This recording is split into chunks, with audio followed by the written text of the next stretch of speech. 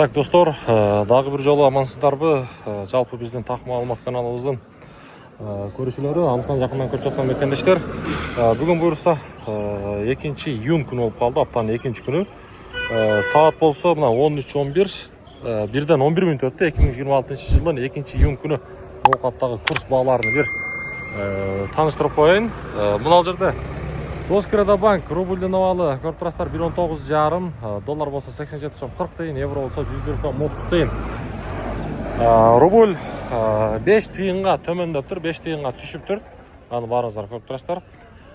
Анан бул жерде негизи Капитал банк таблоосу ушундай иштеп атат 2 күндөн бери.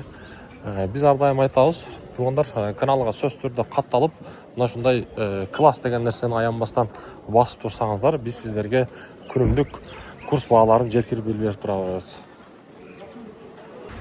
Так, акча алмаштыруучу жер, обменниктер, рубльдин абалы 1.18,5 экен, бул жакта доллар 87 сом 50 тыйын экен. Рубльдин абалы 1.18,5 тыйын.